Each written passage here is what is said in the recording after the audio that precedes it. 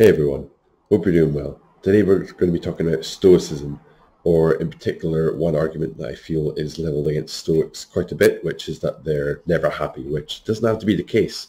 So let's get going. Yeah, so as I was saying, one criticism I feel is levelled against Stoicism quite a bit is that they're always grim.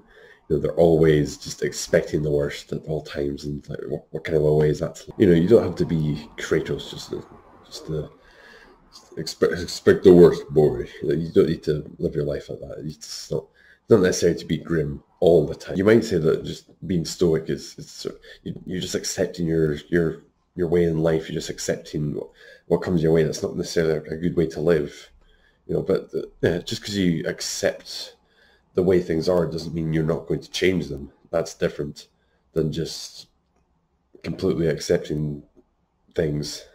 I feel that if you're sort of going down this path of Stoicism, you're going to have your one idea, or your one value that you're sticking to no matter what. So it could be the sort of thing where it's, I'm going to make something better of myself, or I'm worth more than I currently am. And it's this idea, this rock, that you start building all the other stuff and all your other missions and projects around. I think it's good to keep things in perspective where you have this one thing that you will not back down from, but when you have all your other projects, you might need to pick and choose your battles. So failure is always fine. You need to, whenever you try something new, you're going to fail at it. The point is to learn from it and to come back from it. But at the same time, it's okay to give up if it's in service of your one true mission. Giving up on this isn't acceptable. So you're giving up on your smaller missions if they're not working, or if you try them and they're not right for you, if your heart's not in it. It's okay to walk away from a situation that doesn't work. So even at this point, you should be thinking, well, you're not just putting up with stuff because you feel you need to. Giving up isn't necessarily a bad thing if it is in service of your one true core drive. You just fall back, reassess. You can keep going at what you were going towards, or maybe you find that you're going to try to go a different path in order to get to your ultimate goal. So it's not this. You don't have to be masochistic to be a stoic. You're not just having pain for the sake of it. You're having pain with a purpose. You're having pain because it's more painful to not go forward and do what it is you're doing. See, either way, pain is unavoidable, but suffering is an option. You can see it as your curse to sit around. You can see it as your curse to always have to be striving for something. But just don't view it as a curse. You just you need to have a better attitude towards finding yourself, and not see it as a burden. How bad a problem is ultimately determined by you, because you perceive what is a problem and what isn't. So if you start seeing every obstacle as a chance to grow and to learn from, then you sort of thank life for the opportunity. Now it does sound a little bit weird, thank you for all the pain. Well, you can either choose to be happy about it, or you can choose to be unhappy about it. But here's the thing: if you're choosing your pain, that's the whole point. So don't just go down the road and try the same thing again and again and again. That you're always trying to try new things and do new things in order to progress. So you're not just, it's pain with a purpose. Your the pain in your life isn't as bad if you have a purpose, but on top of that, if you can feel somewhat sort of grateful for the opportunity to put yourself against obstacles and come out stronger because of it, then that's very powerful. Yeah, I think another helpful way to look at it is to acknowledge that you'll never be done, or never expect to be done. So in that way, when you're not, or when you think you should be done, this is why people have midlife crises, because they feel, okay, I've got a fair amount of money, I've got a car, I've got the wife, but I'm still not complete, and they need their whole sort of life vision starts falling apart. Like, what was it all for? But if you never expect to be done, then you don't fall into this trap. You don't despair when every victory isn't the final one. You never fight the last war. You need to keep things in perspective. And if you never expect to be finished and you're just sort of living in the present and you're just sort of feeling your way as to where to go next. Because if you don't have an end goal, then there's not as much pressure to say, I need to be here. You just, I'm gonna end up wherever I end up. And if you just focus and find fulfillment in the present and at the task at hand, you're going to be a lot happier in the long run. The only thing that's constant is the present. You know the saying that tomorrow never comes. Don't focus on tomorrow as much. You can focus on making yourself better for tomorrow. Better position, just think of it as if you die at the end of every day, you know you only live one day. So you can, okay, I'm going to make myself better so that whoever takes over tomorrow, they're going to be in a better position.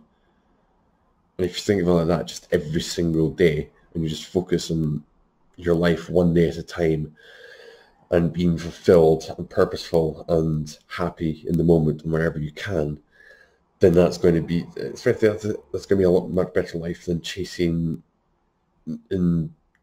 after things. You know, chasing things in the far future. I mean, you could have projects that you gradually work on, but if you're not finding fulfillment in the moment, which I think is one of the, or it's not even fulfillment in the moment, just living in the moment. That's one of the, sort of the basic tenets of Stoicism. If you're not doing that, then I think you're a lot happier than if that's something you were doing. Yeah, so I guess the main point of Stoicism is you just continue, rain or shine. Like if you're in good times, and you know that's good. You can maybe take a day off to just relax and just be at peace in the moment. But then with the knowledge that tomorrow you're going to get back to it. You know, if it's a bad day, then you know, it's bad times are not going to get any better by sitting around. Just keep on going. Just keep on going. Never expect to be done. And when you get into that mindset of not viewing work as, I think it does help to sort of reorganize your priorities from what your purpose of life is, I guess, where you start seeing purpose in purpose and not in happiness. You know, or you start meaning in purpose and meaning in happiness, where it's just sort of work is just, it's your life in a sense, but not in the sense that your office job or your job is your life. Just having a work attitude to everything. You know, even just when you're hanging out with your friends, you're working on, maybe, I don't know, you might be working on your social, because you're working on the relationship in general. You're working on, you're practicing on being able to ask better questions or be a better friend and make sure your friends are well looked after, that sort of thing. You see, everything in life is a lesson. That's the point. Yes, your whole life is your life's work. That's the same way a stonemason sees this great statue they're making, or a bodybuilder sees their body as a temple. So view that as your whole life. And your life's mission is to make the best of it, no matter what. You're going to be a lot more fulfilled. It's not really happiness as such. It's just more of a much more mellow joy. And you start having faith in yourself that you're going in the right direction. This is sort of a different, but I think the concept of faith is quite interesting because it's kind of re-articulated for me recently, where faith isn't just a belief in something that doesn't exist. It's more, I have this deep knowing inside of myself. I can't explain it, and it seems to go up against reality, but I have this deep knowing that if I do this, it's going to turn out the way I think it's going to. You know, see, that's different from just lying or believing in stories. It's something different to have faith in yourself. I think that's a good thing to keep in mind. But just to wrap it all together, you just think you're going to being a Stoic doesn't necessarily mean that you have to be grim all the time. If you just find joy in living and getting up every day, just, I don't know, just don't see an exercise as a chore, seeing it as just an opportunity to just get all this energy out of your system, just when you enjoy moving, when you enjoy waking up.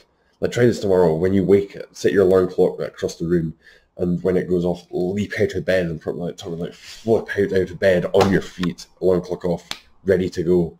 And when you live in that state of just high energy all the time, of putting yourself out there, of facing your fears, then you're going to be a lot more fulfilled and, I guess, overall happy because of it. So yeah, just enjoy sensations and just the purpose of life in general. Just try and be thankful for stuff in your life. And if there's not a lot to be thankful for, then create stuff to be thankful for. Okay? And I think that's the point of Stoicism. Yeah, so I think that's the trick to being a happy Stoic, just finding purpose and meaning in the present. Because you will always, if you have nothing else, you will always have yourself, and you'll have the present, and you have and you'll have your capability to reshape the present in order to suit you better.